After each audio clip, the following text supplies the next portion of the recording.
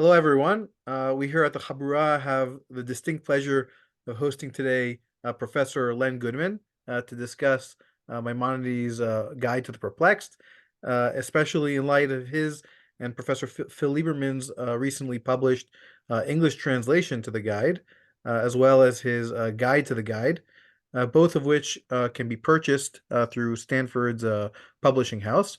So a new and easily readable translation to the guide was much desired by many, and many of us included, and we're thrilled to see this new edition out and available to the public. Just a few announcements before we begin. Dot Press, our publishing house here at the Habura, will also soon be coming out with a new Musar series, a collection of 3 books of Musar written by medieval Sephardim. So stay tuned for an announcement on that coming in the upcoming days. And today's class is dedicated לרפואת שלמה Yaakov ben Chaya Sarah, a Habura member who is going through some serious health treatments. So we'd like to have this class be לזכותו and for his speedy recovery. And we also want to thank Ophir Ospovat for making the connection and for making this event possible. And with that said, it's a personal honor to be able to have this conversation today with you, Professor.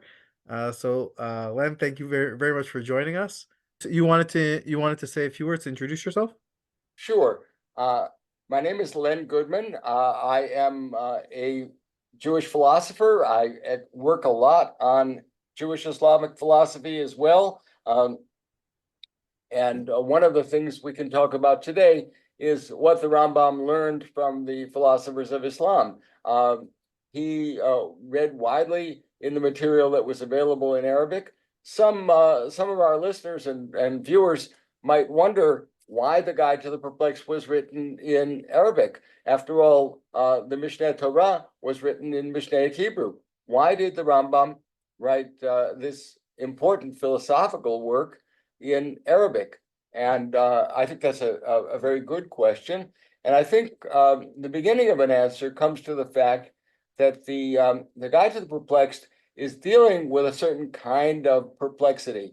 Ibn Tibbon, when he was translating the title in Arabic is Dalat al-Khairin, the guide to the confused. But Ibn Tibbon picked out the important word nivuchim in Hebrew, which only occurs twice in the Tanakh.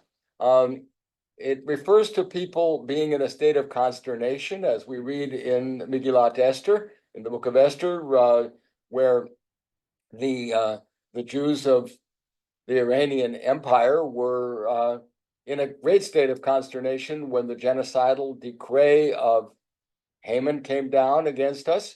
And the other place where that word occurs is when the Israelites were standing at the shore of the Dead Sea. They had the sea behind them. They had chariots of Pharaoh in front of them. And they were nivuchim. They were in a state not just of consternation. They were, if you will, in between a rock and a hard place. They were in a very difficult dilemma. They couldn't, it seemed they couldn't go either way. They, of course, did not expect the sea to open for them and give passage on dry land, but they knew that Pharaoh's chariots were approaching and they were trapped. Now, that idea of dilemma is what Ibn Tibbon picked up on when he used the word nivuchim in the title of the guide. That is, the reader for whom the Rambam wrote the Guide to the Perplexed was in a state of consternation caused by a dilemma, and the dilemma was the feeling that one had to choose. If one was an educated Jew, one felt one might have to choose between loyalty to the tradition and the Tanakh and the rabbinic literature on the one hand, and the logic and science and philosophy of the Arabic tradition, which contained a lot of Greek philosophy. Most of the works of Aristotle and many of his commentators had been translated into Arabic, and those who were educated and could read those works were in a dilemma. Did they have to consider that the Torah was just a bunch of baba mises? Did they have to sort of bracket their religious belief? Did they have to compartmentalize and say that religion had nothing to do with logic and science and philosophy? It was a difficult situation to be in. And that was the dilemma that Rambam wrote the guide to the perplexed to try and address. So if you ask yourself, why did he write it in Arabic? It was because educated Jews who knew Arabic knew the achievements of Greek philosophy, astronomy, science, medicine, which the Rambam himself practiced. He knew astronomy very well. He knew geometry very well. He wrote a book on logic long before, when he was a very young man, he wrote a book on logic. But if they were wanting to be loyal to the tradition seemed to be incompatible with what they knew about science. Now, that was not a problem that was faced by the Jews of Europe. They were not exposed to that philosophical and logical and scientific literature. They had not yet encountered that material. So someone like Rashi or Rashi's audience were innocent of all those problems. But the sophisticated Jews of the Arabic-speaking world were not innocent of those problems at all, and they were in grave and serious danger. So the Rambam makes a comparison between himself and Yehud HaNasi, the patriarch, right? Judah, the patriarch, was saying, there was a line in the Psalms that said, now is the time for the Lord to act. But if you reverse the voice of the verbs a little bit, it was taken by Yehuda Nasi to mean now is the time to act for the Lord. And the Rambam understands that what Yehuda Nasi meant was that although the oral law was meant to be oral, if you didn't write it down and codify it and organize it in the Mishnah, it would all be confused and ultimately lost. And that was the justification for the writing of what was originally supposed to be the oral law. The Rambam faced a very similar problem with not halacha. He had worked that all very, very well in the Mishneh Torah, the 14 volumes of the Yad Chazakah. But there was a problem about the Agadah. The Agadah, which is often dismissively described as legend or lore, is actually the vehicle of Jewish theology. It probes theological issues, and it does so in a very indirect way so as to not be dogmatic.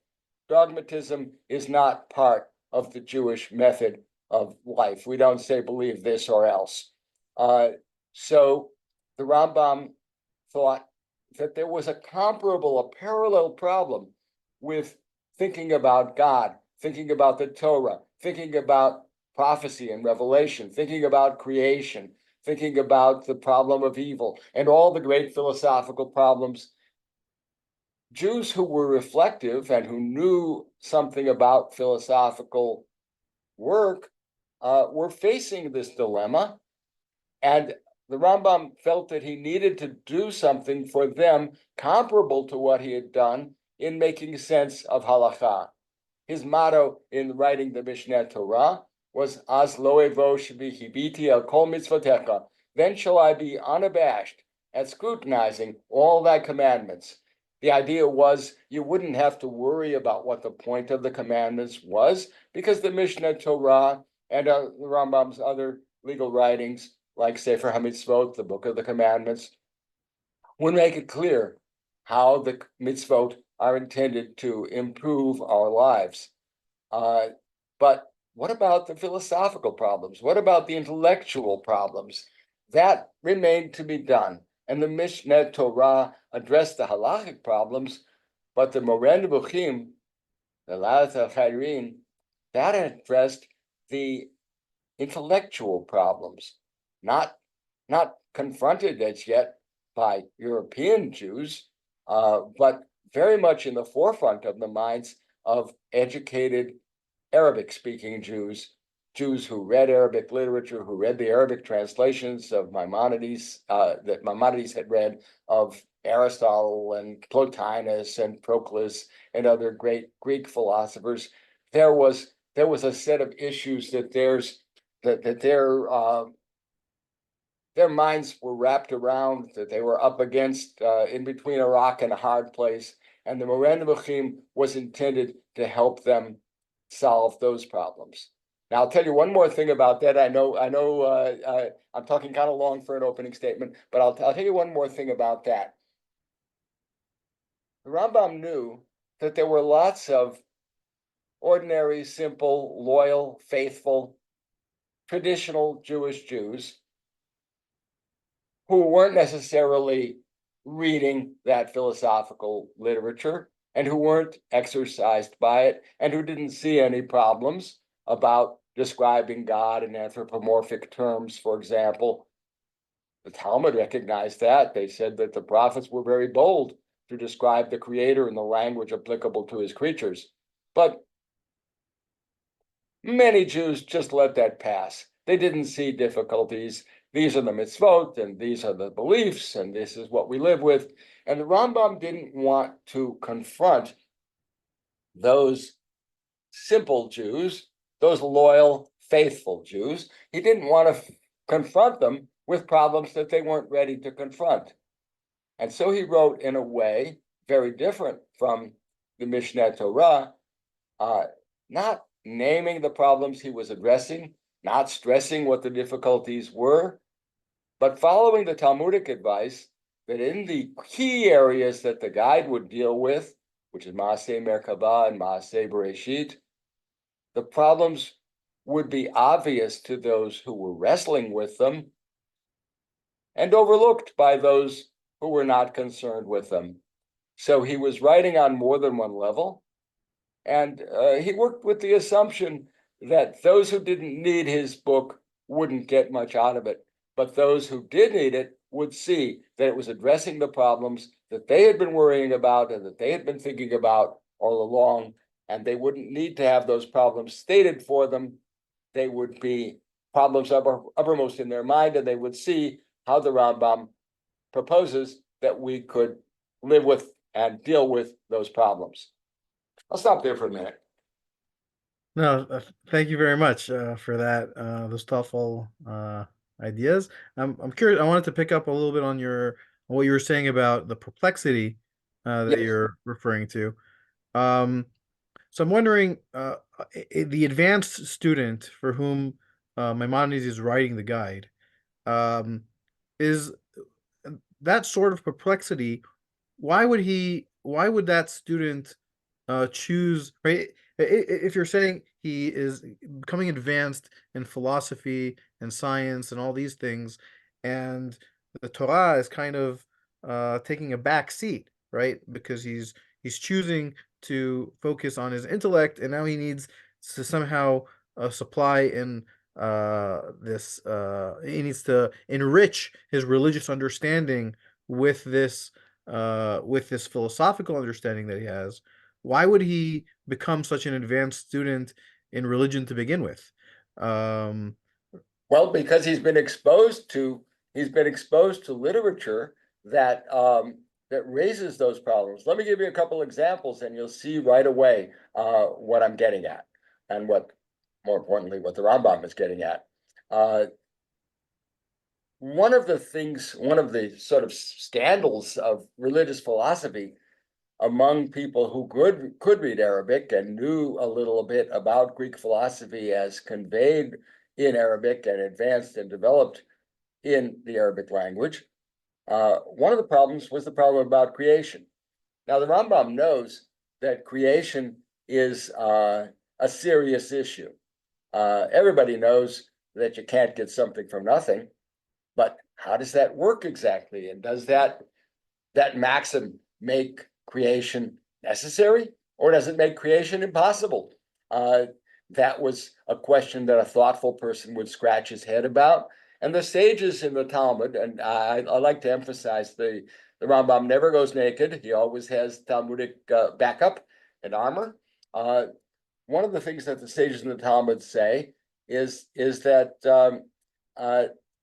the matter of creation, the issue of Bereshit, what does it mean for God to create, is such a sublime and such a difficult issue that the Torah doesn't attempt to solve it for you. It just says baldly, my translation of what it says in the Talmud, it just says baldly, Bereshit bara Elokim et hashamayim v'et haaretz. In the beginning, God created heaven and earth. And your child or your ordinary reader just takes that at face value. If you start asking the question, how could a God who is infinite and transcendent connect to a world that is physical when God is not physical, connect to a world that is finite and determinate and contingent in its existence, doesn't have to exist? What could the connection be between God and the world we know? That becomes a problem. And the opening lines of the Tanakh, the opening words of Sefer Bereshit, sort of take it for granted and skates right past it. But if you are aware of the fact that Aristotle thought it would be demonstrable that creation was impossible and that the world had to be eternal, and that was a sophisticated philosophical view, and the only view that was consistent with logic and science, as many Greek philosophers and their followers among Islamic philosophers held, and there were polemics about this back and forth. If you knew that literature at all, that opening line of the Torah would be very problematic for you. You'd be scratching your head. Is the Torah asking us to believe something that is illogical and impossible? And the Rambam has to address that. Similarly, the problem of revelation, the similar disproportionality, if you will, between God's infiniteness and God's perfection and God's absoluteness on the one hand, and human limitation, human temporality, human historicity, human cultural boundedness. We live in history. We live in time. We are finite beings. How can an infinite being make demands on us? And how can that infinite perfection of God translate itself into obligations, ways of life? We have in the Torah a law, and it's a law which is not just a set of statutes, a set of mitzvot, but it's also a law which has norms in it about being kind, being generous. It also is a law which has a whole way of life, a whole tone that we're supposed to adopt, which is developed by the Chazal, by the sages. They talk about having a cheerful demeanor, for example. Well, how are you going to get such specificity from an infinite God? There again, you have a problem of disproportion between God's infiniteness and human finitude. And that's one of the philosophical problems that Rambam deals with. So he says that he's going to address two issues, two sets of problems, which are called out in the Talmud as the ones one should be very, very careful about teaching. It doesn't say you shouldn't touch it, but it does say, don't make it too public. This one you can only deal with one or two people. That one you could only deal with someone who is very specially prepared and only needs a hint in order to see what to say or what to do. That's in Chagiga in the Talmud, and the idea that the Rambam develops there is that he is going to have to address those two problem areas. And the names he gives them are Talmudic names, Maaseh Bereshit and Maaseh Merkavah. Maaseh Bereshit means the account of creation. And the problem about the account of creation is, how can God, who is infinite and absolute, create something with no prior material to work with, create ex nihilo from nothing. The problem of Maaseh Merkava is centered on the colorful story in Yechezkel and Ezekiel, where Ezekiel is a prophet living in exile on the banks of the river in Mesopotamia, and he experiences a vision, and the vision is very colorful, and the vision is very problematic. Now, the rabbis were already worried about that problem, just as they were about the problem of creation. And one of the reasons they were worried is it seems to be saying that Yechezkel actually saw a vision of God. Now, that's contrary to everything that we learn in the Torah. We learn in the Torah that God doesn't have a physical form, but it sure looks like that's what Yechezkel was seeing. He saw a throne, and the throne is often identified with the divine chariot, and that's why it gets the name Maaseh Merkava. He saw a vision. It gives the account of the vision that the prophet Ezekiel had of God's chariot. Now the Rambam has to deal with that, and if you generalize on that image of Yechezkel having a vision of the chariot, the question becomes, how does God make himself known to us? We have finite intelligence if we're lucky, right? And God is infinite. How can we apprehend God? How can God communicate with us? How is prophecy possible? And if prophecy is difficult, if prophecy is problematic, what is it that we're to make out of the Torah of Moses and the rest of the Tanakh, which contains revelations and visions and certainly the Taryag Mitzvot, the 613 commandments of the Chumash, but other obligations too. These seem to be, again, disproportionate to God's infinitude, and difficult to imagine how a transcendent being could communicate with us finite people of limited and varying intelligence. So those are the two problem areas that the Rambam wants to address in the guide. And he doesn't think that everybody is confronted by those problems, but he knows that people who are thoughtful and people who are well-read and people who have considered sciences like astronomy and medicine and geometry, as he has done, and as his students have done, they will want to know how to deal with those. Now, he does an interesting thing by way of informing you of the prerequisites for the kind of advanced study, and I think you're right to call it advanced study. He wants to inform you what the prerequisites are for that kind of advanced study, because you don't take an advanced course before you've had the elementary courses. What does he think the elementary courses are? The way he pre-qualifies his reader is by praising the student for whom he wrote the Moreh Nevuchim. He's writing this book in the form of chapters, which are sent to a man who had been his student, who had studied some logic with him, who had studied some mathematics, who had studied some astronomy with him. These were all things that Rambam was teaching to the man to whom he dedicates the book. But that man has had to move away. He's living in Aleppo, which is not that far from Old Cairo, where Rambam is living. But things can be sent. He's sending him a chapter or two each time he has a batch ready to send.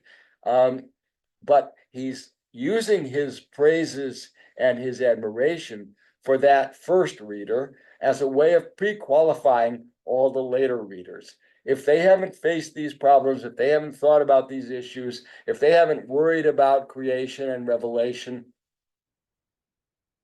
they don't really need this book, and they don't really have the prerequisites. But if they studied a little mathematics, and they studied a little astronomy, and they've studied a little logic, and they've studied a little philosophy. And there's one more thing he says which I like to stress because it hasn't been paid much attention to by previous readers. He mentions the fact that when this student was first considering coming to him, he sent the Rambam some poetic prose that he had written. And the Rambam makes a point of remembering how he admired the poetic sensibilities of that student before he became a student of his. Why? Because the key to the answer to the question, how can an infinite being connect with our finite understanding, is poetry. The way to understand the Tanakh is to recognize that the language that it uses about God is poetic. It has to be poetic because God transcends all the usages of ordinary language. But poetry allows you to describe something or someone indirectly. You can't really put into words how you feel about the one you love, but you can say, my love is a red, red rose.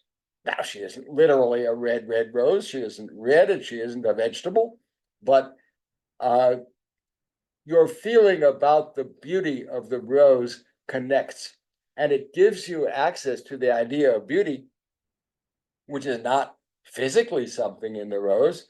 Beauty is something beyond the rose, which the rose itself suggests and points toward and leads you to.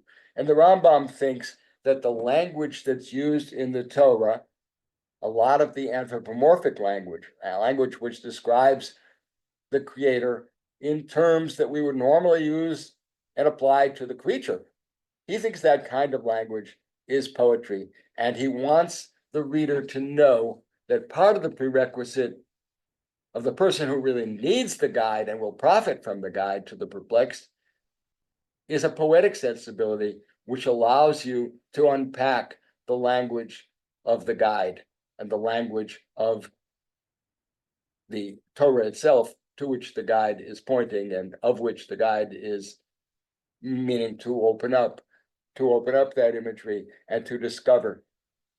I'll give you an example of that if you like. The first chapter of the guide, after his introductory material, the first chapter of the guide, where he goes through a number of anthropomorphic descriptions of God.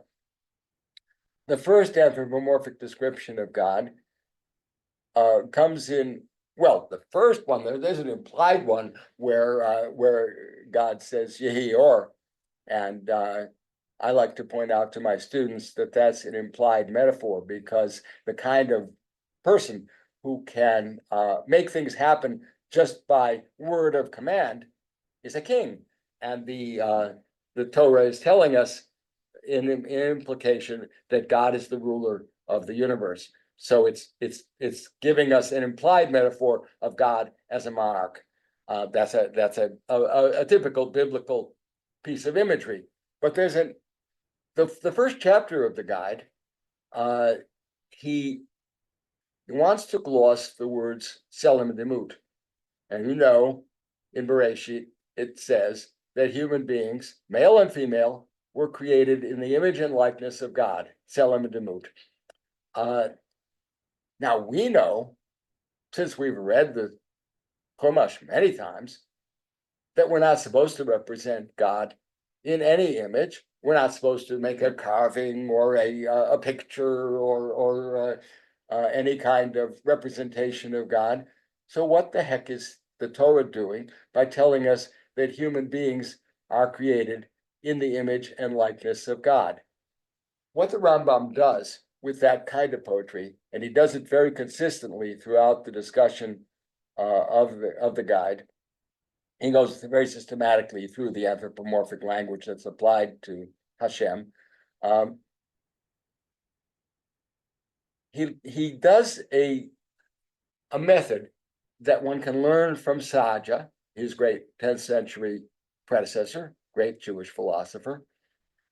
Saja, who wanted to know when you could take a word literally or had to take a word literally and when you needed to take it figuratively, said you have to look at all the occurrences of the word and you have to find a place where your figurative interpretation is not only possible, but necessary.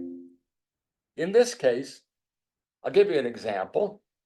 Rambam finds a verse in Tehillim, a verse in the Psalms, where the poetic prophet is saying that he feels like a pelican in the desert. And the Rambam points out, he doesn't look like a pelican in the desert. He doesn't have feathers and wings. What does he mean? Well, a pelican in the desert, a pelican is a seabird. A pelican in the desert would feel out of place, would feel alienated, would feel distress. And the prophet who writes that verse is feeling alienated in the society that he lives in. People aren't listening to him. And for that reason, he feels desolate, he feels abandoned. And he uses that very concrete language to express his emotions.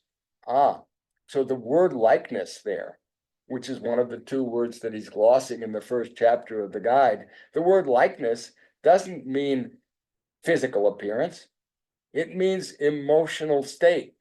It means a way of pointing to something that you can't see with your eyes or feel with your hands. That is the beginning of a whole series of deconstructions, if you will, of the anthropomorphisms of the Torah. And he develops a series of basically 4 different levels in which anthropomorphisms are applied to God. On one level, some of those words can be taken literally. The word back, for example, can refer to the back of a building.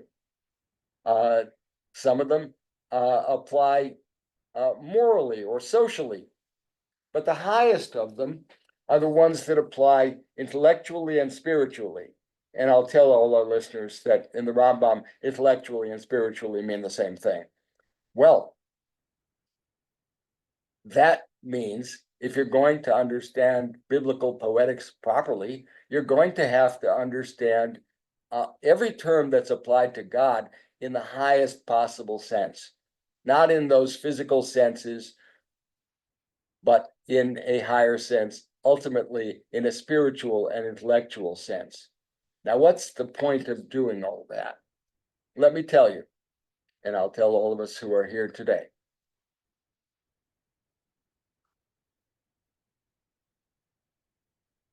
A lot of people who read the guide to the perplexed too casually have assumed that when the Rambam is dealing with those anthropomorphisms, he is refuting anthropomorphic language as applied to God.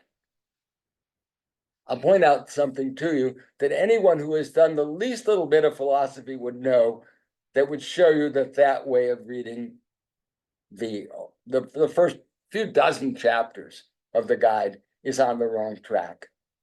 Why? Because if you have any exposure at all to philosophy, you'd know that a philosopher faces problems and has to offer arguments. And there hasn't been an argument offered for the fact that God is not a physical being and doesn't have a physical appearance. That's been assumed. He'll refer to Onkelos, who has a practice in his famous interpretive translations of the Tanakh into Aramaic. He likes the fact that Onkelos de-anthropomorphizes the task and the text, and the Rambam will tell you why. Because Onkelos knows that it's proven that God doesn't have a body and doesn't have a physical appearance and so forth. But notice, that's not an argument. That's just an example. That's just a way of showing you what we should avoid in reading the Torah. The argument for God's being non-physical and anthropomorphic terms not being applicable comes much later. After a lot of those anthropomorphic terms, it's sometimes called the lexicon because it's like a whole dictionary of anthropomorphic terms that are applied to God in the Tanakh. He says he's going to give you an argument, but the argument that he's going to give you is delayed. So what he's going to prove at the moment, he's only assuming. And when he does give the argument, it's much more general and much more rigorous and much more serious in its consequences, because the actual argument that he's going to give when he gets well into the guide is that no predication that we could possibly apply to God is properly applicable. Or as he puts it, that God doesn't have any proper attributes. We can't really describe what God is or who God is. It's beyond us. It's beyond us. Now, if you started out with that very radical and foundational idea, you'd be worrying, as some modern philosophers have worried, that God has been made so transcendent that we can't know God at all, and that we're left with a kind of agnosticism or borderline atheism. Is that the Rambam's view? Not at all. What he has done by his previous analysis of all those anthropomorphic terms is he has elicited from the biblical usage the direction in which those terms point. And they all point towards the idea of intellect and away from the idea of matter. They all point towards the higher and towards the absoluteness of God's perfection. So that when you are done analyzing all the anthropomorphisms that might have been troubling you, if you're worrying about what kind of theology do you find in the Torah, you're not left up the creek without a paddle. You're not left in the dark. You're not left with some kind of agnosticism or nihilism or atheism. What you're left with is that God always lies in that higher direction, and you're left with an orientation to where that higher direction lies. It lies in the direction of the intellectual, of the spiritual, and away from the physical and the reductionistic and so forth.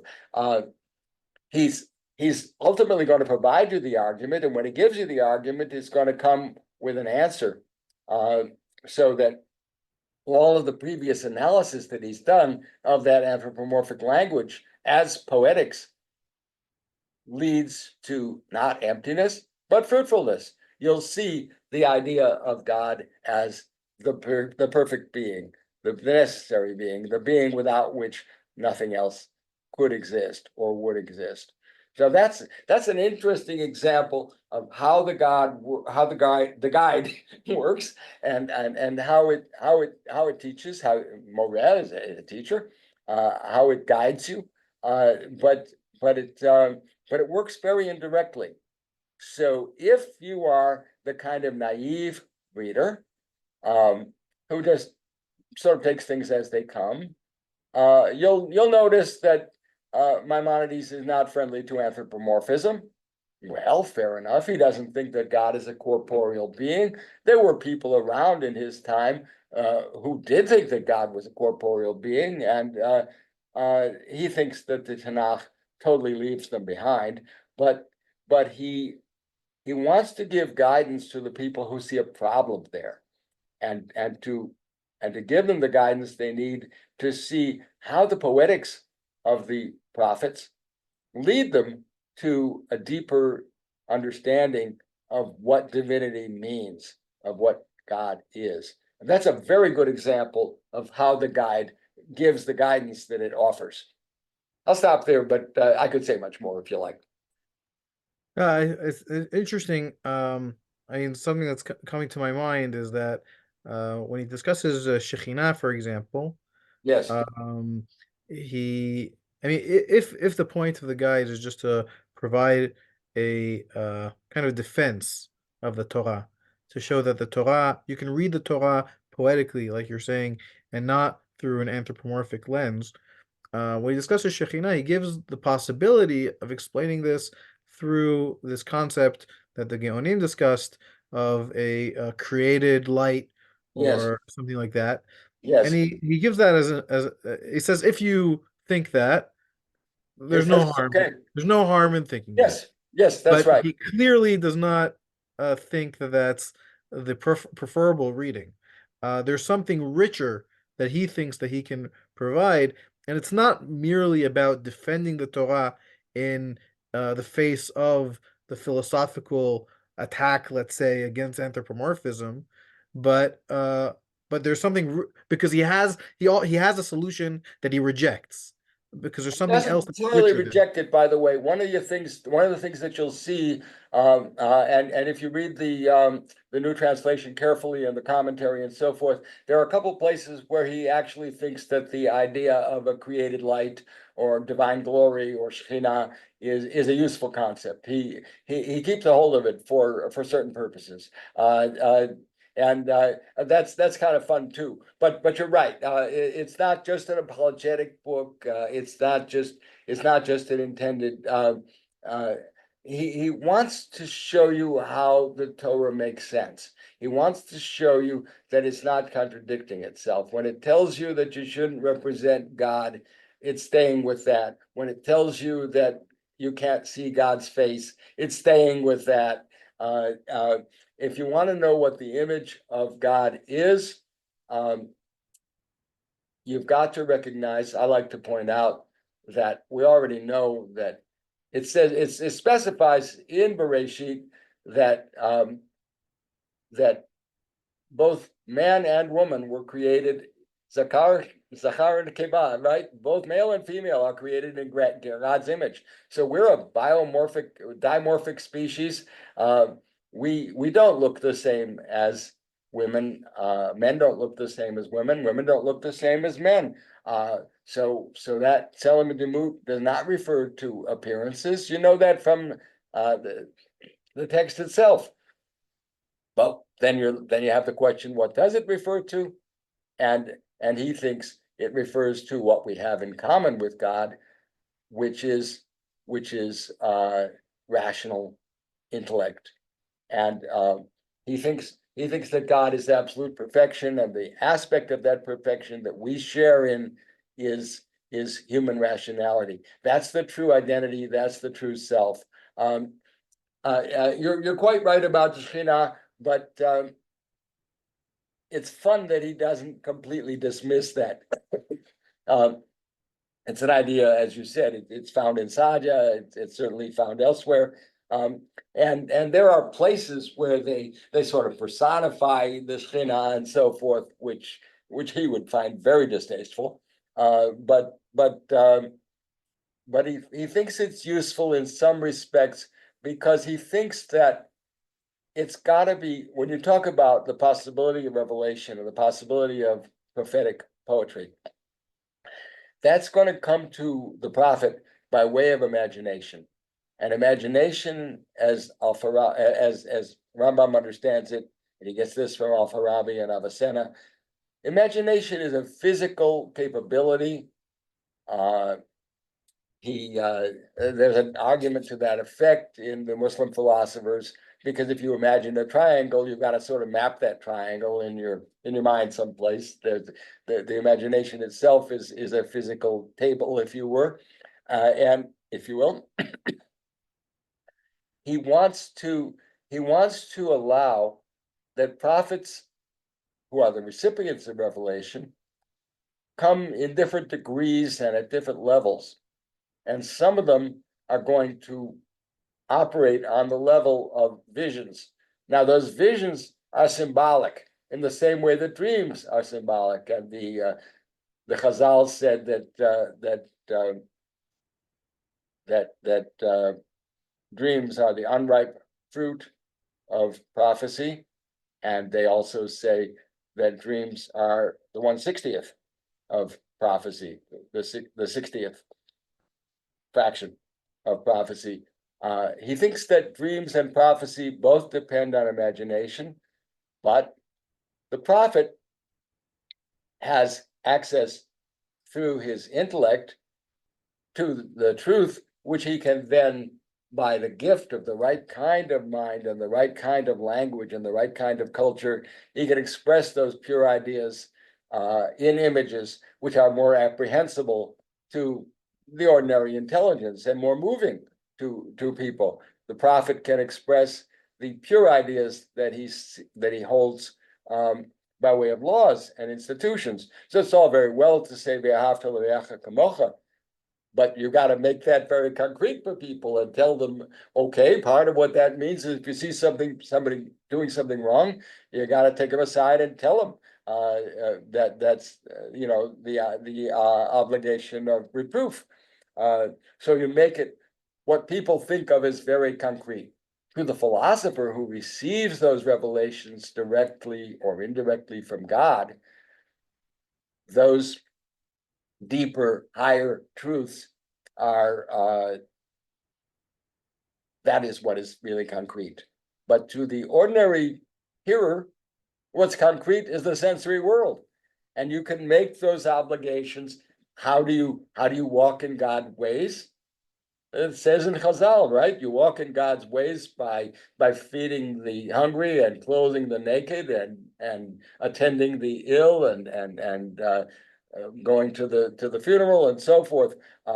Very what people think is very concrete ways of making that general obligation very apprehensible to people. And the Shekhinah serves a role like that. So the ordinary prophet, the prophet who is not Moshe Rabbeinu, will be able to apprehend divinity in terms of a vision, and that vision might be a created vision which God is perfectly capable of creating in the imagination of that prophet. And sometimes the prophet won't be enough of a philosophical thinker to even understand it, and he'll have to ask, what does that mean? And the angel, which is part of the vision, will explain it to him and tell him, well, this is what the two sticks mean, and so forth, right? So God accommodates human intelligence.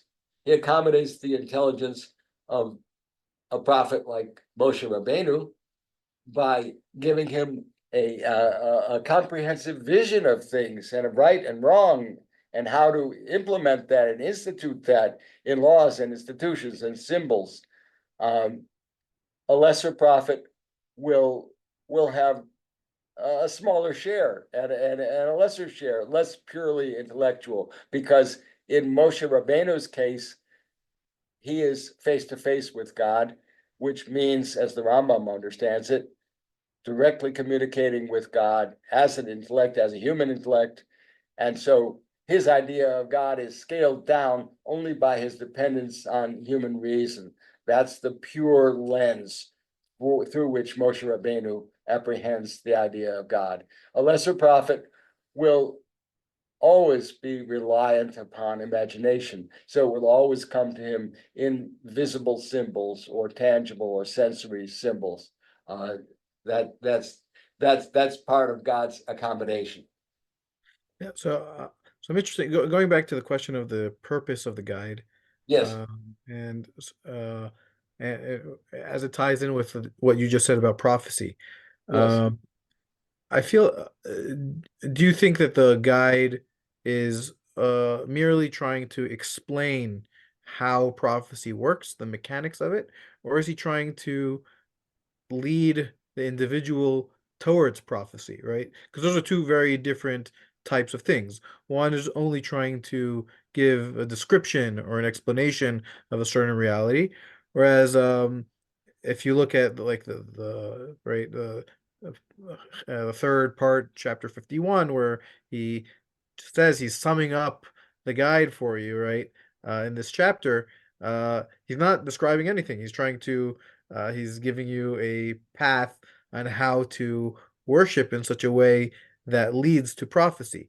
Um, so I'm curious to hear what you think the relationship is between, I guess, knowing on the one hand and doing, right? The action and the intellect. What's the relationship between those two? Um, right? Especially I think about in Mishneh Torah, right? When he talks about, right, he has the book of love, right? Yes, And he talks about love of God. He gives all yes. these commandments that are actionable commandments that come to cultivate God, cultivate love. But the actual discussion of love of God is not in the book of love. It's in the book of knowledge, right? Well, Uh, but he so thinks He thinks that knowledge bears its fruit in love of God, and you can't really love God if you don't know God. Otherwise, you might be loving an illusion of your own Right. manufacture and projection. Right. So, Uh, what do you think this relationship is between knowing and acting?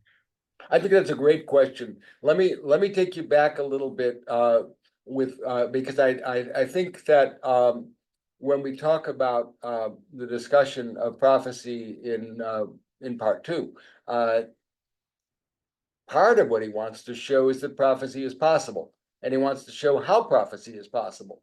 That is, how is it possible for a divine and infinite and transcendent being to communicate with us human beings who are none of those things? We're not divine. We're not infinite. We're not absolute. And part of his interpretation of the story of Adam and Eve in the Garden of Eden is that the serpent convinced them that they could be absolute and they could make up moral rules for themselves. We should come back to that because that's a great illusion of our own time. That my decisions are self-justifying, or self-demonstrating. But how can God communicate with us is the first problem, and that's a problem for people who wonder whether that's possible and how that's possible. And I wouldn't dismiss that as mere mechanics or something like that.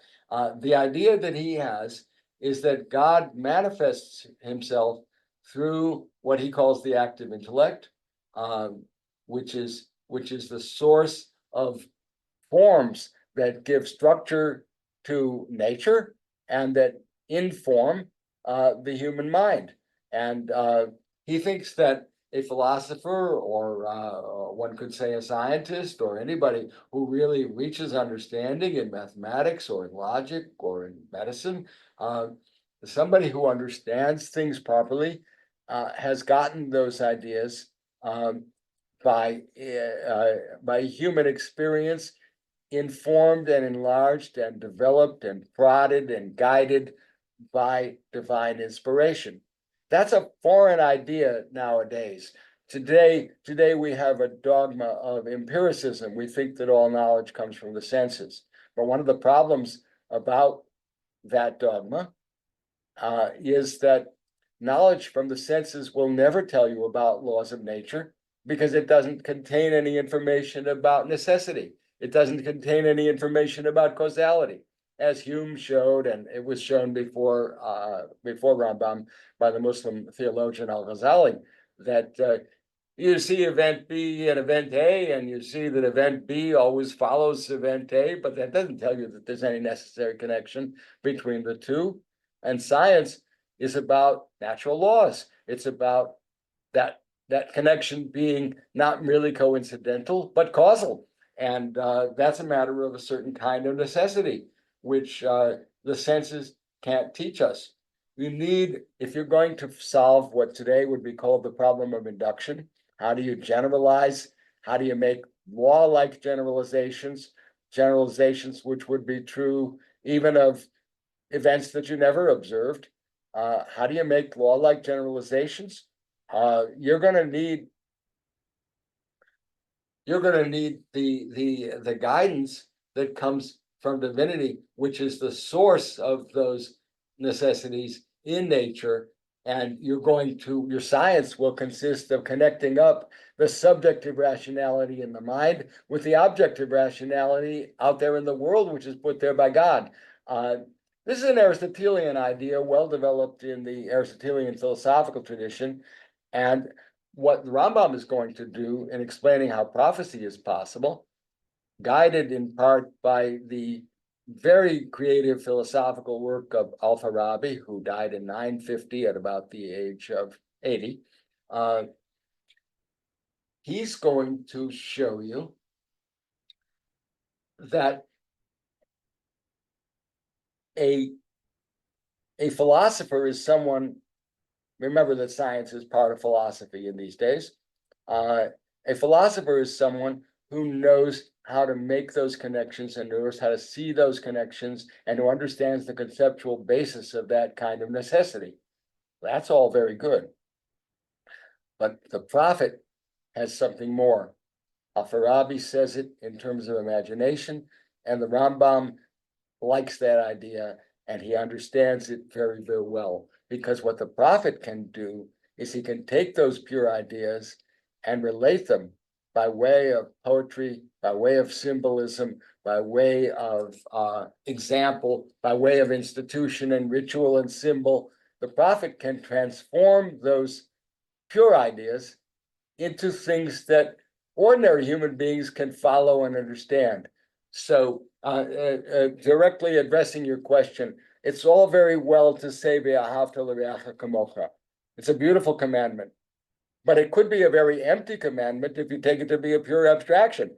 Oh yeah, I love my fellow human beings. I don't do anything about it. Go back to what you said. How do you live in such a way as to make that apprehension that your fellow human beings are of equal value in the eyes of God to yourself?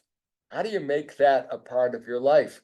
The Torah makes a very big point of showing you how to do that, and the Rambam believes that there are laws in the Torah intended to help you reach that stage. For example, I have a favorite example of that, which he gives in the Mishneh Torah.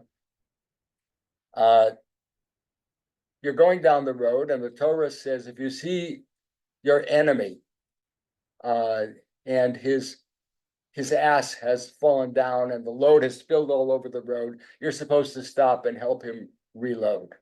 The Rambam, who's a very, very sensitive exegete, notices that in one of the two places where that mitzvah occurs, the reference is made to your enemy. Why does it specify your enemy?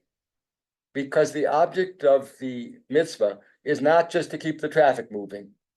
The object of the mitzvah is to help you overcome your irascibility, your irritability, your ire, your spleen.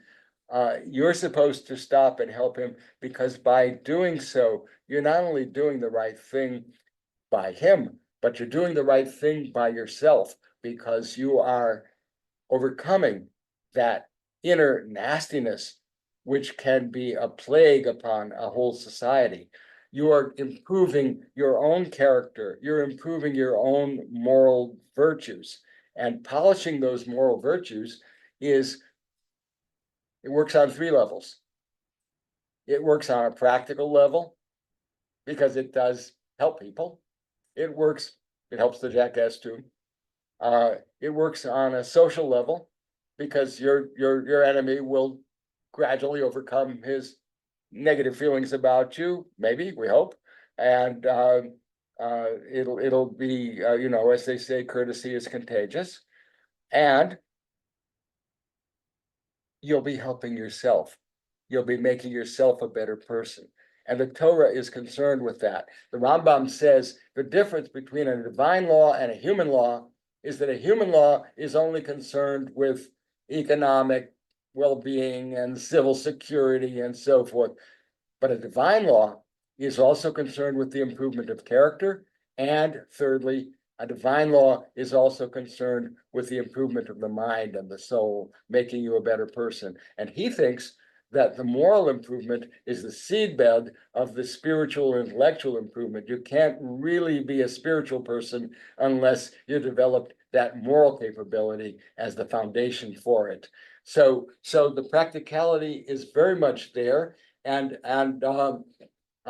that's part of what the prophets are trying to do. They're trying I'm to. curious, can you develop why is the character development a necessary That's a seedbed for great question. intellectual development? Because the character development he already talks about in Shmona Prakim, right? Yes, And he that's does. not That's the big theme of Shmona Prakim. right, and that's not necessarily meant for this advanced perplexed student. That's meant for anyone who's doing the commandments of the Torah, because the Torah is Yes, but he thinks even in the Shmona Prakim, he says that your real objective should be to know God. That's your right. higher objective. So this is the necessary, but your question is a very good question. Why is this moral preparation a necessary step Yeah. towards spiritual, intellectual perfection. One easy thing I could say about that, that's a very good question. One easy thing I could say about that is that some of the intellectual development that one needs rests upon spiritual and rests upon moral development. For example, you've got to have, if you're going to be a wise person, you're going to have to spend time reading, you're going to have to spend time looking, you're going to have intellectual honesty and intellectual self-discipline. It's not going to be enough just to lay back, or he gives the example of somebody who was very casual. Sure, he wants to know all the secrets of the universe, but he'd get bored after 5 minutes and go back to what he was doing. That's in the guide. So the moral virtues are part and parcel of the intellectual virtues in that very instrumental way. But there's another way which the moral virtues are part and parcel of the intellectual virtues as well, and go hand in hand with them. And I think they're complementary in the sense that the two kinds of virtues, the moral and intellectual virtues, support each other. And the way that works is this. The virtue ethics of the Shmona Prakim is based upon the idea of knowing the mean. I think all our listeners and hearers know that. They're with regard to a characteristic like boldness. There's too much, which is rash, and there's too little, which is timidity, and the golden mean is courage.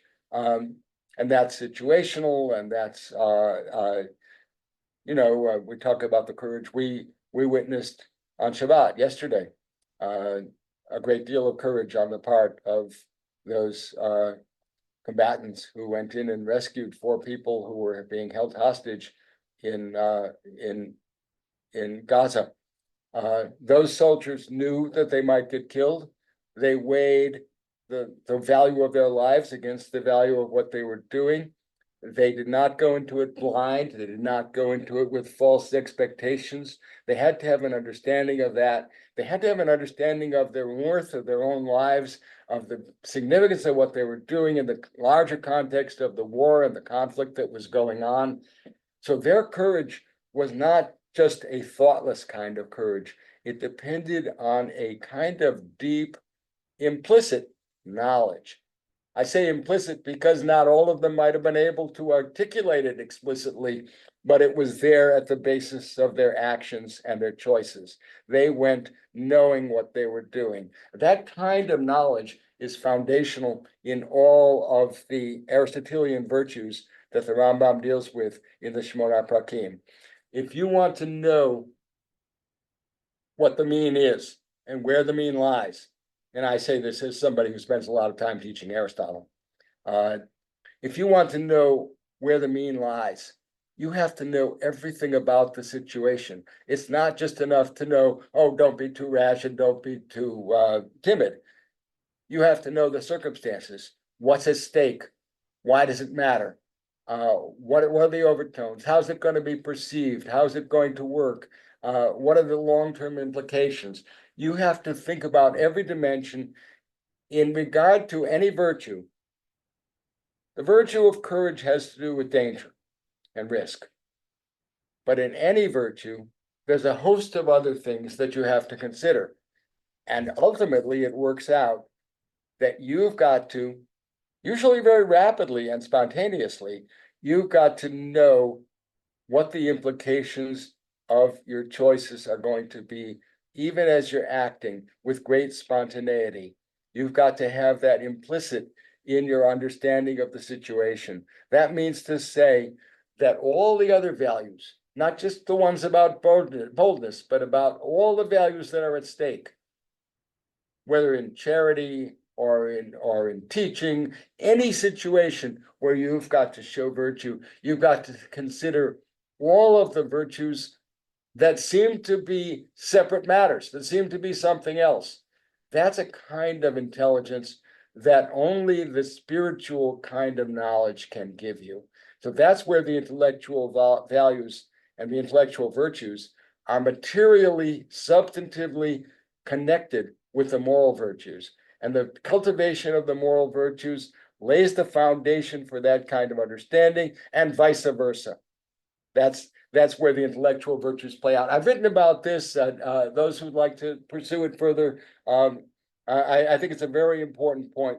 But I think that that Aristotelian foundation helps to answer the question that you raised. Why would the moral virtues be relevant to the cultivation of the spiritual and intellectual virtues, and vice versa?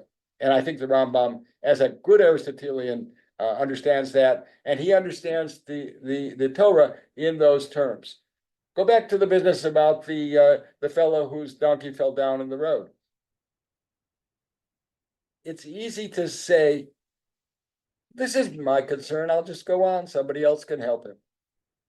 Besides, he's not my friend. If you reflect on it, or if you, even better, if you stop and help him because you think it's the right thing to do, and as you're helping him, then you reflect upon, why am I doing this? He's not my friend. All right. And then you can see something, and the moral virtues enlarge your understanding. They don't just make you a better person. They make you a more spiritual person. I'm curious to hear if Maimonides were around today, what do you think a guide today would look like? And also, what preparations do you think you would expect of us, a potential student who would be reading it, right? I mean, I think for many of us, religion looks very different today than it looked in the days of Maimonides, and I think a lot of us have a tough time seeing why would it help me to know electromagnetism? How would that enrich my Judaism, right? What's the relationship between them? Because science and religion seem so divorced from each other. Um, so I'm wondering what you think the guide would look like today, what kind of preparations you would require of a student. That's a rich question, and a very good question. And I will tell you, plug the other book, the Guide to the Perplexed, um, because I address that question in here, in the concluding chapter of that book. Why the guide today? Let me start with this. The idea that science and religion are antithetical to each other, exclude each other, is a product of certain polemics that have had taken place in the foundation of modern thinking, some of it philosophical, some of it not so philosophical, polemics on the part of religious fundamentalists, and polemics on the part of scientific fundamentalists who can be just as bad. They've created a bifurcation which has been very damaging. It's been damaging to religion, which was the intention of the scientific people, but it was also damaging to science, because it stripped down science to something very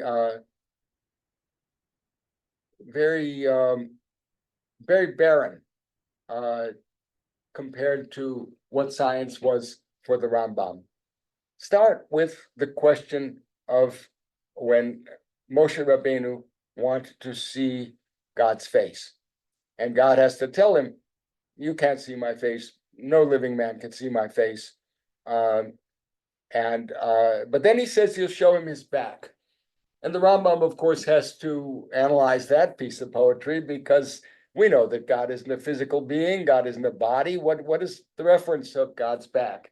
And those of you who know Hebrew, and I think most of our readers today, most of our viewers today do know Hebrew, they will know that the word for back there comes in the plural. You could say, you could see my back parts, or you could see what's behind me.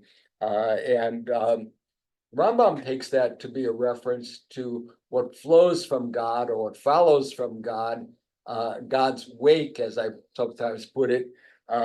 Think of God as being very active, and God's back is what comes out of God. What would that be? Rambam says that would be a reference to nature, that what Moshe Rabbeinu was shown, since he couldn't be shown God's ipseity, God's face, God's very nature. God is not reducible in that way, but he could be shown the panoply of nature, which is an expression of God's grace and wisdom.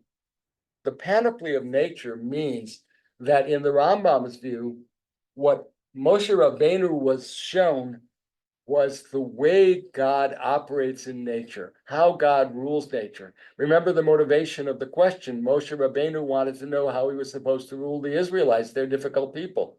They still are, right? We're difficult people to govern. But he thought that he could model his rule, his governance, on God's governance of nature. And God showed him how he governs nature. And the themes of God's governance of nature are actually made explicit in so many words. They're the words that we repeat over and over again on Yom Kippur. Erech Apayim B'Rav Chesed, right? That God is long-suffering, full of generosity and kindness and grace and mercy. And mercy comes at the end, followed by justice. God doesn't tolerate wrongdoing, but the big emphasis which Moshe Rabbeinu is meant to follow is on mercy and generosity. And those are the characteristics that you see manifested in nature. So if you want to know how you can know God from his works, from the Torah and its poetics, and from nature, which is the expression of God's goodness. Because Rambam says that God is good and everything he made is good. Vayar Elohim ki tov. All being is good. We have to be able to find the goodness in being. Now, the scientist in modern times has worked with a very, very increasingly narrowed capability, knowing more and more, but in more and more constricted terms. So the scientist in Newton's time wants to know about forces, and Newton was criticized for allowing action at distance. The theory of gravity was very controversial because it involved action at a distance, and everybody knows that science is supposed to involve mechanics like billiard balls bumping together. But gravity has been narrowed even more seriously now when we describe it in terms of fields of force, where the idea of force has been stripped of its energy and left to be a kind of mathematical relationship, which is described by a certain equation. That's a wonderful equation, and it's a great discovery on Newton's part. Just as Einstein's discovery that Newton's physics is a special case of a more universal physics. And quantum seems to be pushing us in the direction of going more general still, understanding things more broadly. But in trying to understand them more broadly, we want to make sure that we're not understanding them less broadly at the same time. What do I mean by that? Rambam, drawing upon Aristotle, says that there are four kinds of causes. There are mechanical and material causes, of course, but there's also formal and final causes. Formal causes are the intellectual structure of things. Why do things have a nature? That's the kind of thing that Einstein thought he was getting a view of the mind of God when he understood the laws of nature in terms of the elegant and intricate way in which things work in nature. That was an insightful way of talking. He's looking at what Aristotle would have called the formal cause of things, God as the formal cause of things, and the final cause. In final causation means teleology, it means purposes, it means ends or goods. And that's something that scientists nowadays nowadays are uncomfortable with. They don't like the idea of purpose because they think it points you in the direction of God. I think the idea that there is one purpose in all things, that all things were made for man and man that he might worship God, that's an idea that Rambam rejects. It's an idea you'll find in Sadya, but he rejects it. And he thinks it's too simple. And he follows the Neoplatonic philosophers in believing that God's glory consists in making all things for their own sake. Consider now the motion that we find in every atom and in the subparticles of which every atom is composed. That energy, that inertia, which keeps things moving unless somebody stops them, something unknown to the Rambam, but very indicative, an idea known to Spinoza, who lives in a time of the beginnings of modern physics. Inertia is the assertion of things. Notice that assertion of the energy and the tendency and the striving, if you will, to use Spinoza's language, that kind of energy is something that you can't abstract from, that you can't reduce to physical terms, and that doesn't just stand still, because the tendency of things to be and to be expressed and to express themselves always pushes further. You can see it in biological evolution, where Teilhard de Chardin, the great Catholic paleontologist, spoke about the groping of things. They're always looking for some new approach. You can see it in what Teilhard did not know, and Rambam certainly didn't know, but modern astronomy has taught us about the cooking of elements in the stars. So we have fusion taking place, something that was only beginning to be understood at the 20th century. Fusion taking place in which hydrogen atoms combine to form helium atoms, and helium atoms get into threesomes, which is almost impossible, but does happen, to form carbon atoms, and thereby hangs a tail. And all that development, which I call emergence, a term which became popular in the 19th century and has had a life since that time, the development of more complex things, and not just more complex, but higher order complexities, tendencies on the part of matter to become more than just matter, and to advance and develop and acquire purposes in a higher and higher sense, purposes which ultimately become self-defining and self-directed in terms of what we know as animal autonomy and human autonomy, and whatever creativity that might lead to. That's something that we can learn from the Rambam when he talks about the fact that there are 4 different kinds of causes, not just material, not just mechanical. We who are scientists need to pay attention to that dimension of reality. We need to know the dynamism of nature and the ethical implications of that dynamism. That has to do with why we don't tear down fruit trees in a time of siege, as the Tanakh advises us, why we don't do cruel things to animals. It has to do with the preservation of nature and the eco niches and ecosystems upon which nature's independence is predicated. All of that shows you that value is not to be abstracted from the sciences, but beauty and goodness and truth and purpose are part of what the scientist needs to look at and what the scientist can't afford to look away from. There's a need to promote life by conquering disease. Rambam's definition of tzedakah is caring for the hurts of all who are broken. And he knows what he's talking about. He's a practicing physician.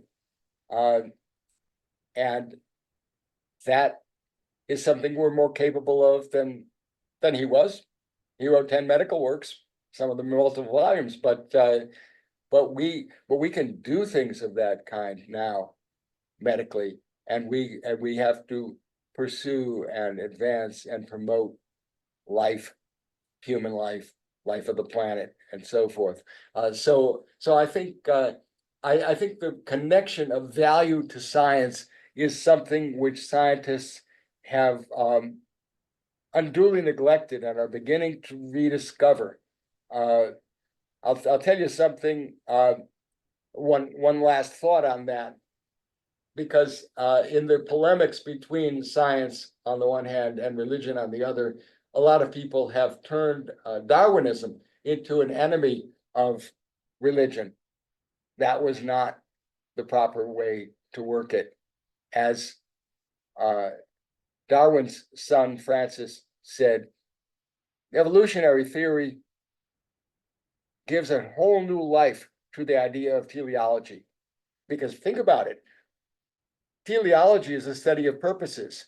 You can't do evolution, well, you can't do medicine without knowing what the purpose of an organ is, right? Can't do physiology without knowing what the purpose of an organ system is. But you can't do evolutionary biology without knowing that adaptation is not a mere fact of nature, as Aristotle thought it was, but it's a process of nature which has a history to it, and which tells you how nature got to where it is now. That's a remarkable thing. There was a period in the 1920s and 1930s when geneticists were opposed to Darwinism because it was too teleological. They got over that. And the great evolutionary biologist J.B.S. Haldane said, teleology to a biologist is like a man's mistress. He can't live without her, but he doesn't want us to be seen with her in public. All right. In other words, they don't like the word teleology because it reminds them too much of religion. But teleology is what evolution is all about. And I stress, biological evolution is just a special case of the larger, more general tendency, which is divinely ordained, in my opinion, exemplified by the cooking of elements in the stars. There's no reason in the nature of things why hydrogen couldn't just stay hydrogen. And you'd never have stars, you'd never have elements, and you never have living beings. But there's a tendency in things, and part of the reason why God called them good is there's a tendency in things to want to go forward and to express themselves and to be something more. So I'll stop there. Yeah. So running a little bit over time. That's what happens. If you don't mind me, I'll ask one more question Please and do. we'll end with And that. I'm also worried about the people who have been so patient up there in the gallery. I'm happy to answer questions from them too if we have time, but it's your call. I'll ask one more question on your translation. Okay. Because that's what has just been published, and I think what a lot of people are interested in purchasing. A few questions on that. One, I mean, writing a book about the guide or writing a translation of the guide are two very, very different types of projects. Yes. Uh, so, uh, so doing a I was a translation editor of a recent Hebrew translation, Yes. so it's a very technical, very arduous process, and uh, not as glamorous as a lot of the as writing a book about a lot of the big ideas when you're trying to figure out what does this specific Arabic word mean. That's one question that I have for you about that. Why you chose to do a translation as opposed to just the guide for the guide? I mean, I guess you did both, but why not just do that one? Um, and also, I mean, personally, when I read now, I can only read the Arabic. It's like reading the Bible in translation, as opposed to in the Hebrew. no English translation, as good as it is the same as reading the original. Um, but I'm curious to, for most of our listeners, that's obviously not realistic. But I'm curious to hear your thoughts of whether you think there's a preference to reading a Hebrew translation or an English translation, and how the Hebrew translations match up with the English translations, which I assume you're more familiar with. Um, uh, what you feel about that. Okay, Um, I think your two questions are very closely related. Uh, let me start with the process of. I began working on the guide in 1970. I did my first book, which was a collection of selections from the guide. Uh, uh, my Arabic is better now than it was then, but I was making that translation, those selections on that basis, and uh, one of the things I had to do in that book, which is reflected in the early part of our conversation tonight, is to state the problems and motivate the problems. Why is he discussing this? How do these relate to the problems that are familiar to us, whether it's the problem of evil or prophecy and creation, etc. Um, the As I've worked on the guide through the years, um, I've taught that text a number of times, and I used to teach it in English translation. Um, I found the English translation increasingly unsatisfying, uh, and I went back again and again to the Arabic, and you understand that since you're reading the guide in Arabic yourself. Um, but as this work intensified, and when Phil Lieberman and I started working on it together, uh, I found that I was learning immensely from the guide. I was putting things together. This is not a book that's meant to be read casually, as I've indicated, um, but it's meant to be read seriously in the sense that you have to read it more than once before you really begin to get a lot out of it. Now, that kind of reading and rereading and putting these things together, what does the discussion of Jacob's dream and the ladder rooted in the earth and extending up to heaven with God atop it. What does that have to do with not just with the different levels and degrees of detail of interpretation, but what does it have to do with the project of becoming as like to God as possible, as Plato puts it, or pursuing God's holiness that Kedoshim Tehiyu that we find in Vayikra, chapter 2, verse 19. What do those things, how do these things connect with one another? And I have found that every day I learn something new from the guide. It's that rich, it's that profound. Now, some of that learning connects with figuring out where he's reading, where he's relying, where he's disagreeing with somebody. A lot of that is reflected in the commentary that Phil and I wrote. Uh, but but on a philosophical level, I think whether you read the guide in Arabic or in Hebrew or in my translation, you will find that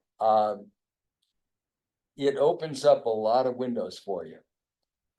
These are products of the experience that Phil and I had in making that translation. You will see things that you didn't see before. It's not meant to be just read through and gotten past. Uh, uh, the uh, the book about it, the guide to the guide, goes a step further because it thematizes the guide. And what I mean by that, since the Rambam wants to cover his tracks and doesn't want to name the problems he's dealing with, he doesn't want to give his definitions at the start, he doesn't have an introduction to explain to you what the issues are. Um, uh, I'm able to explain what the problems are, why these things were problems, and what kind of solution he's offering. And his solutions, you remember, are typically implicit rather than explicit. We can make them explicit. These problems are familiar to us nowadays in many cases. And thematizing that was a level of further discovery for me. I couldn't write that book before I had done the translation and commentary because it's a synthesis of what the Rambam is doing, and you have to have seen the whole thing as a whole, as an organic whole. It doesn't read like an organic whole. It reads one of the things I wanted to express in the translation, and others have commented on this. It reads very conversationally, and I wanted the English to express the fact that Phil and I thought that the Rambam was probably dictating this book. He's elderly at the time. It has the kind of digressions and repetitions that you'd expect in an informal conversation, in a lecture, rather than in a treatise. But I wanted to convey that conversational tone, and I wanted the reader to be able to see how one part connects with one another, how one theme is preparing the ground for something that's going to come up much later. It's you're entering into the mind of this reader. People have said, and I've been very flattered by it, that reading this translation in English is giving them access to as if they were hearing the Rambam's voice. That's beautiful, and that's part of what my hope was in making this translation.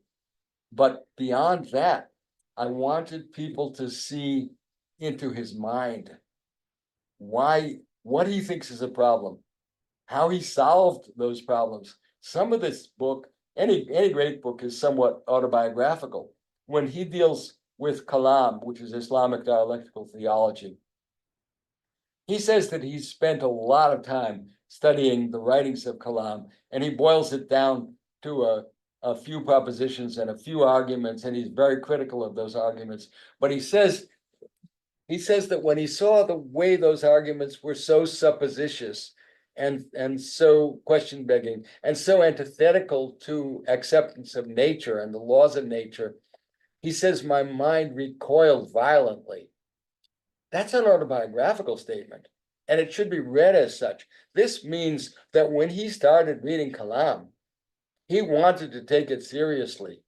He was genuinely interested. He thought that they could help him solve problems about creation.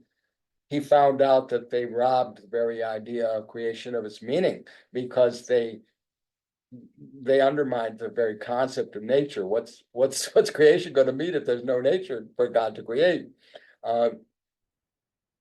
That means that he's taking you on an odyssey, which he himself has traveled.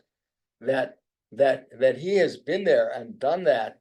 He has thought about these things, and he wants to help people who have begun to traverse that kind of road and ask themselves the question you began with of what does the guide have to do with science today? What does the guide have to do with the way we understand the world?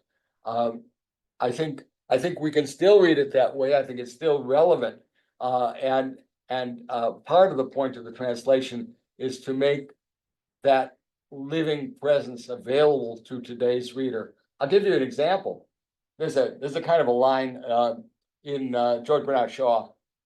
I think it comes in St. Joan, which is the play he wrote about Joan of Arc, where one of the characters refers to we men of the Middle Ages, and it's typical Shaw irony, right?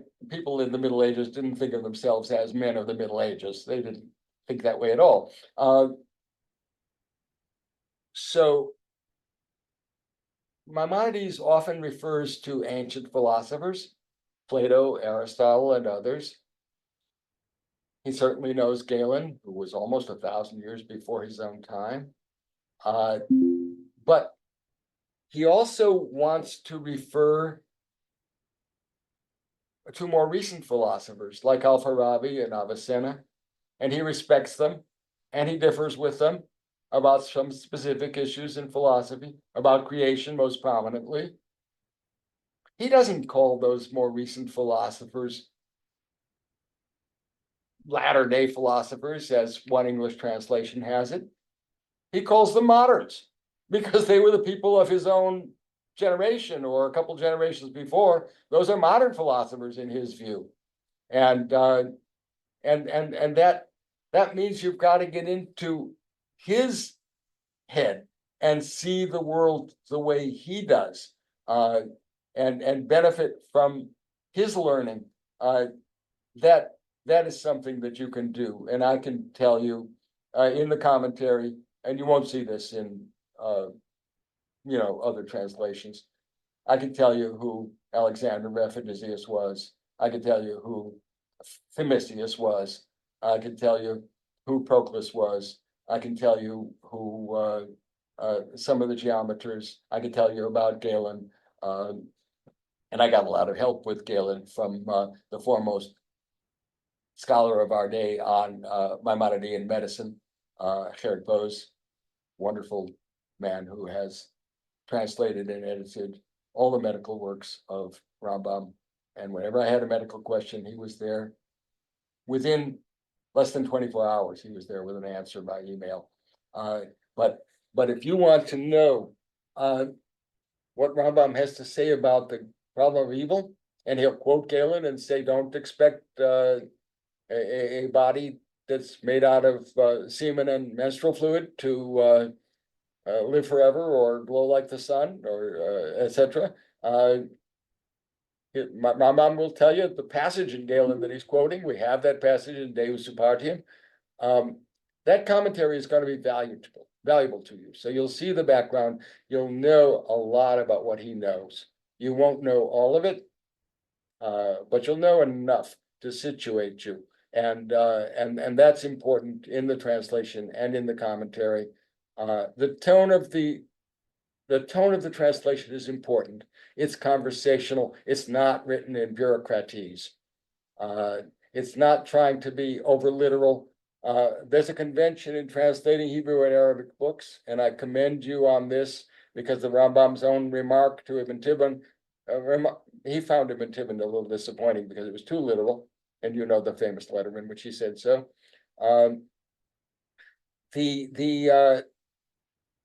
There's a tendency, he said, don't translate word for word, translate sentence for sentence, translate by sense. That's good advice in any philosophical translation.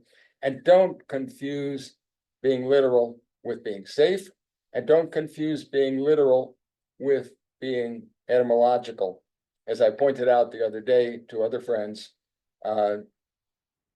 if you want to take Granny to the hospital, don't think that's the same as the hospice. You're going to take her to the wrong place. The etymology is the same, but the meaning, as Ibn Khaldun says, the meaning is a matter of usage, not a matter of etymology. Anyway, I really commend this translation to people, even if you are used to reading the Arabic. Yes, read this translation. The annotations will be meaningful to you. And of course, the guide to the guide will be a guide for you, because it does thematize the work. That's very important. There's another thing that happens in the guide to the guide, which I commend to your readers. A lot of the ground has been muddied by followers of Leo Strauss and Shlomo Pinas, who was a very good Arabist, but not a native speaker of English, was very much under the influence of Leo Strauss when he did his translation in the late 50s and early 60s. That led him to make some philosophical mistakes. But there's a discussion of Leo Strauss in the Guide to the Guide, which I think puts to bed the confusions about Maimonides' alleged obscurantism and his desire to hide his real purpose and to undermine the beliefs that he wants to be making sense of, and making, as you rightly emphasize, to making a matter not just of our thinking, but of our life and our practice. Great. Thank you so much for this rich and inspiring and enlightening conversation. We really appreciate you joining us. I think everybody here joins me in feeling that sense of uh, enlightenment that we really got out of your words. So thank you very much. And My pleasure. And if anybody wants to reach out to me, it'll be in the mass of political emails that I'm constantly receiving. But if anybody has questions or wants to send me their personal copy of the book for me to sign and send back, whatever, we'll take a crack at that too. thank you very, very much. My pleasure. I enjoyed it. I appreciate the open-endedness of the discussion. Okay. Wish you hatzlacha and continued ongoing success for not only for yourself and your colleagues, but for Am Yisrael and Medinat Yisrael. Amen. Amen. Amen. Amen. Thank you very, very much. Thank you so much, Professor. Thank you. My pleasure. My pleasure. Goodbye, everybody. Good night.